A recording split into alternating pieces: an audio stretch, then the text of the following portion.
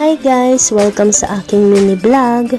OFW nga pala ako dito sa bansang Hungary. May isi-share pala ako sa inyo guys.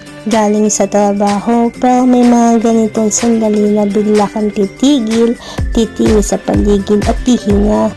9 PM na sabi ng relo ko pero ang langit parang ayaw pang magpaalam. Ang liwanag pa rin, para bang may kwento pa siyang gustong ikwento bago siyang tuluyang dumilim. Minsan kasi kahit pagod ka na, may mga bagay sa paligid na tahimik kang niyayakap.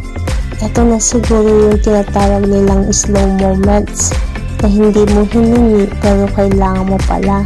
Some nights don't rush to be night and maybe neither should we. Yun lang guys, thank you for watching. Bye bye!